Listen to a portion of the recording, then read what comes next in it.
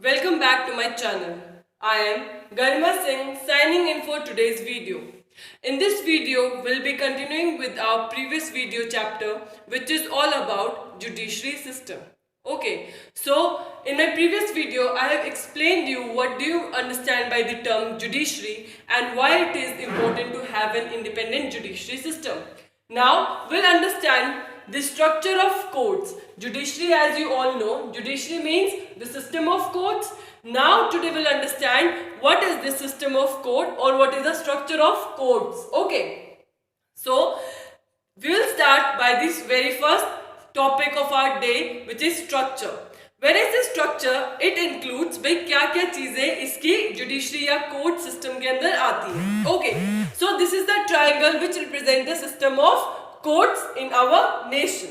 So at the lowest level we have the lower court, and at the state level we have the high courts, and at the top and the supreme most level we have the Supreme Court. Okay, so the Supreme Court की हमारी chair हमारा कहाँ है building? It is in new Delhi. Okay, who presides over supreme court? The chief justice of India. So your first question for the day is you guys need to name the Chief Justice of India in the comment section below. Okay, तो supreme court में कौन बैठता है, कौन preside करता है, कौन सारी ड्यूटीज फंक्शंस परफॉर्म करता है? Here the chief justice of India. Okay, now coming back to the district level. जब हम डिस्ट्रिक्ट लेवल की बात करते हैं, डिस्ट्रिक्ट मतलब तहसील लेवल, द लोअर लेवल, वहां कौन से कोर्ट आएंगे? Lower court. स्टेट राज्यों की बात करेंगे तो क्या आएगा हमारा? High court. And as a whole हम तो बात करेंगे at central level we have the supreme court. अब हमें ये पता चला है कि ये this is the structure. Lower to upper जाते हैं हम तो टॉप पे हमारे सबसे ऊपर आता है supreme court. Okay, it means अगर टॉप पे सुप्रीम कोर्ट है तो इसका डिसीजन जो है वो फाइनल रहेगा. ओके, एग्जाम्पल लेते हैं छोटा सा. अगर लगा लो मुझे कोई प्रॉब्लम है regarding anything in my life, for example कोई केस है मेरा. ओके, कोई क्रिमिनल केस ही लगा लो मेरा, ठीक है, तो आई हैव बीन कन्विक्टेड, तो मुझे सबसे पहले लोअर कोर्ट में लेके जाएंगे. ओके, मेरे डिस्ट्रिक्ट में मैं जहां मैं पकड़ी गई हूं मुझे लोअर कोर्ट लेके जाएंगे पहले. ओके, इन्होंने डिसीजन दे दिया but I am not satisfied with the decision of the lower court. मुझे लगता है कि मेरे साथ जस्टिस नहीं हुआ. I was not guilty. Okay, so I go and approach the high court. मैं हाई कोर्ट में ऊपर स्टेट लेवल पे जाके हाई कोर्ट में अपील करूंगी.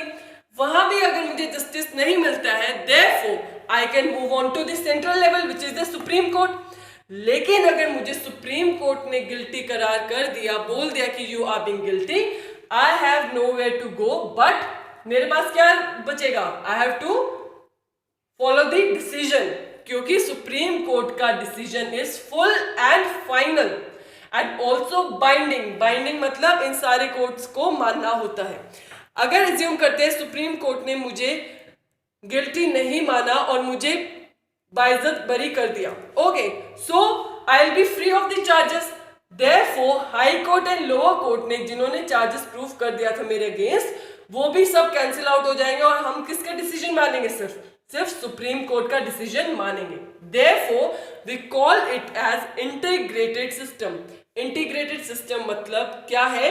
All the courts are interlinked and are interrelated, and the decision of Supreme Court is full and final and binding on all the courts of India. Now let's take an example from our Bollywood family. Okay, Salman Khan का case सबने सुना होगा. तो सलमान खान के case के अंदर भी ऐसे हुआ था, जो district court and state court of Rajasthan ने उनको गिल्टी प्रूफ किया था, but he approached supreme court और उन्होंने सुप्रीम कोर्ट ने उनको फ्री कर दिया. Therefore, decision of the Supreme Court was taken as final decision and was followed by the rest of the courts. So this is the structure. That is why the structure of court or the system of courts in India are called integrated system of court. मतलब जुड़े हुए आपस में. Okay. Next we'll see when we talk about district. District मतलब तहसील level पे, तब जिला level पे हम बात करते हैं. We have district court. Okay, lower courts हैं ये सब, या इनको हम सब ऑर्डिनेट कोर्ट बोलते हैं या लोकल कोर्ट बोलते हैं या लोअर कोर्ट बोलते हैं. ओके, जब हम स्टेट की बात करते हैं, हर स्टेट वाइज हमारे एक हाई कोर्ट है, तो स्टेट के लेवल पे हमारा हाई कोर्ट आता है, और central level which is our national level we have the supreme court. कहाँ है इसका बेंच? न्यू दिल्ली में. And decisions as I told you earlier, the decision of supreme court are binding on all the court of India. So guys, here are some fun facts that you guys need to memorize. Number one fact is High Courts first set up in India. Okay? तब हमारे Britishers rule कर रहे थे India में, तब हमारे high court setup हो गए थे. और फर्स्ट हाई कोर्ट कहाँ आए थे? In the presidency of Calcutta, Bombay and Madras in the year of 1882. Okay. Second fun fact here is court of Delhi which is our supreme court bench. This came in the year of 1962, which means this come after the when we have attained our independence. Independence के बाद हमारा court of Delhi आया है. Before independence we had the high courts of the presidency of Calcutta, Bombay and Madras. Okay. So as I've told you, district level के बाद हमारे थे state level. लेकिन कुछ states ऐसी हैं जो high courts को share करती हैं. Okay. जैसे कि हमारी home state है. We share our high court with our neighboring state Punjab. Therefore, Punjab and Haryana का common high court है. You guys need to name the high court of Punjab and Haryana. Common high court कौन सा है इनका? Okay. कुछ states है जो high courts को share करती हैं. Also, you guys need to give me the total number of high courts in India. Okay. तो और कौन सी states हैं जिनका common high court है? उनका है जैसे 4 नॉर्थ ईस्ट स्टेट्स हैं, मिजोरम, असम, नागालैंड एंड अरुणाचल प्रदेश. ये चारों स्टेट्स का भी एक कॉमन हाई कोर्ट है, आपको इसका नाम देना है. आंध्र प्रदेश और तेलंगाना भी कॉमन हाई कोर्ट है उन दोनों का, उनके भी हाई कोर्ट का आपको नाम देना है. So you have 4 questions now. Number 1 was who is the chief justice of India. Second, total number of high courts in India. Punjab Haryana high court का नाम देना है. 4 नॉर्थ ईस्ट स्टेट्स जो कॉमनली शेयर करती है हाई कोर्ट, उसका नाम देना है. और आंध्र प्रदेश एंड तेलंगाना के हाई कोर्ट का नाम देना है. Okay. Another fun fact here is subordinate courts और the lower courts are known by different names. अलग अलग नामों से जाने जाते हैं, जैसे ट्रायल कोर्ट हो गया, डिस्ट्रिक्ट कोर्ट हो गया, मेट्रोपॉलिटन मजिस्ट्रेट हो गए, चीफ जुडिशियल मजिस्ट्रेट ऑफिस या एडिशनल सेशन जज office. These are the different names used for the subordinate court or the lower court in our country. Understanding the structure of courts, now let's see the different branches of our legal system. When I said branches, now we'll see the 2 type of laws in our country. One is about the criminal law and second is about the civil law. When I say criminal law क्या है?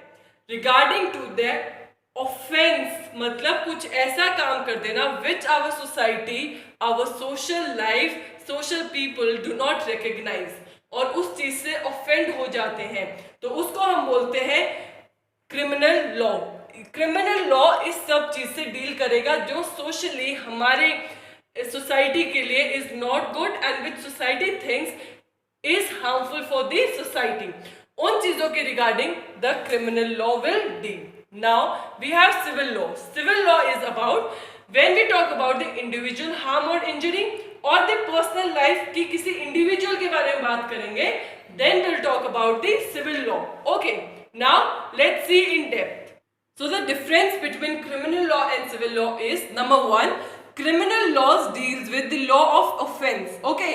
जैसे कि जो चीजें हम अच्छा नहीं मानते हैं, offense मानती है जिसको सोसाइटी, उससे डील करेगा. Like theft, murder, etc. Okay. When we talk about civil laws, ये डील करता है harm और injury of an individual. Okay. जैसे rent issue हो गए, property issue हो गया, family issue है, divorce, etc. Okay. Now, second thing is in criminal law, हमें criminal law के अंदर प्रोसेस क्या रहता है? First thing is we need to go and register FIR with the police, मतलब फर्स्ट इंफॉर्मेशन रिपोर्ट पहले जाके पुलिस के पास लिखवानी होती है.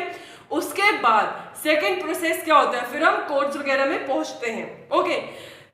और उसके बाद कोर्ट हमारी डिसीजन लेता है. अगर इफ गिल्टी मिलता है कोई, तो इट ही और she is sent to the jail and also find in terms of money. Okay.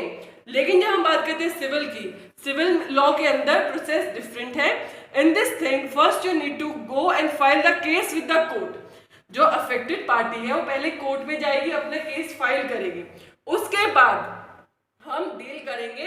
Court अपना, जैसे हम एग्जाम्पल लेते हैं, जैसे कोई रेंट इशू हो गया, ठीक है.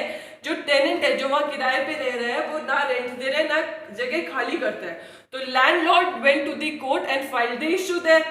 तो यहाँ कोर्ट क्या करेगा कि क्या डिसीजन लेगा ज्यादा कि टेनेंट को बोलेगा कि you need to vacate the place, आपको जगह खाली करके जाना होगा.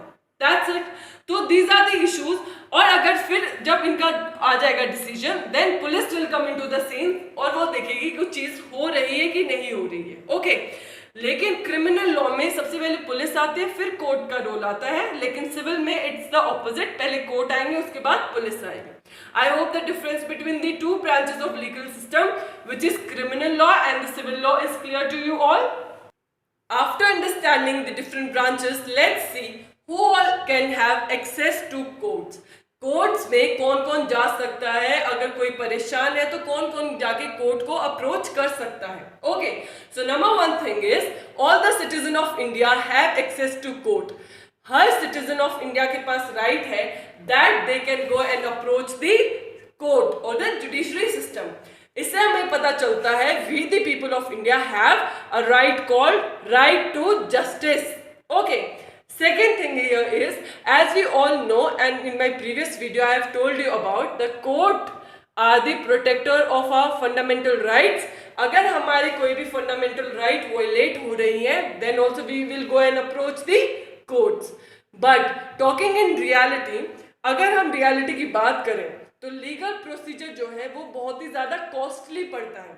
There are different steps and lot of money is required to hire an advocate and go through the procedure.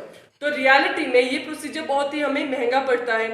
So what about the poor people जो afford नहीं कर सकते, जो economically well off नहीं है, जिनको पढ़ना लिखना नहीं आता, जिनको procedure नहीं पता क्या होगा.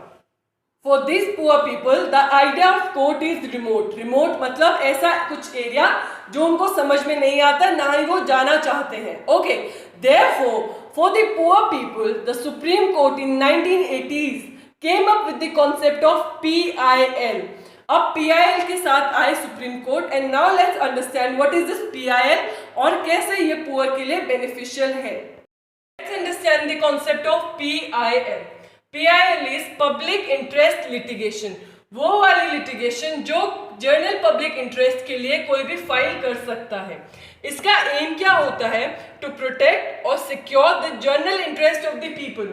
लोगों के इन ओवरऑल, अगर जनरल इंटरेस्ट ऑफ लोगों को, बहुत ज्यादा लोगों को बेनिफिशियल हो कोई चीज, तो उसके लिए हम PIL फाइल कर सकते हैं. This could be done by any individual, any company, any NGO, कोई भी कर सकता है और किसी के बिहाफ पे दूसरों के लिए भी हम PIL फाइल कर सकते हैं. ओके. स्पेशली ये PIL का कॉन्सेप्ट आया था, सुप्रीम कोर्ट इसलिए लेके आया था, so that poor people also get justice and the socially and economically backward people also get to know the concept of justice. Okay. So as we have seen that courts play a very crucial or an important role in safeguarding our FR, also it plays an important role in safeguarding the general interest of people. आपकी book में एक example दिया हुआ है कि कुछ states में, उड़ीसा जैसे स्टेट में खाना नहीं मिलता था लोगों को प्रॉपर, तो लोगों ने PIL फाइल की वहां के सोशल एक्टिविस्ट ने, so that the poor people are provided the food. Okay. तो राइट टू लाइफ के अंडर article 21, this is our one of the fundamental right, जिसके अंदर राइट टू फूड भी आता है. ओके. तो स्टेट गवर्नमेंट को एक्शन लेना पड़ा and therefore the state government came up with the concept of mid day meal scheme. Mid day meal scheme सुना है ना? गवर्नमेंट स्कूल में खाना भी मिलता है बच्चों को खाने के लिए, सो that the poor people who are studying there, who cannot afford to have good food or nutritious food, are provided with the at least one meal of the day, that also full of nutrition. Okay. So we understood that anybody can file PIL. Okay. Journal interest of लोगों के favour में कोई भी आपको लगता है कोई issue है और आपको उसके ऊपर स्टेप लेना है, anybody of us can file the PIL। Okay, तो PIL जो सोशल एक्टिविस्ट हैं, जिनको लगता है कि जर्नल हम देखते हैं डे टू डे लाइफ में कि ये सोशल एक्टिविस्ट PIL फाइल कर देते हैं, so that they can safeguard the interest of the poor people. Okay, जिनको अवेयरनेस नहीं है।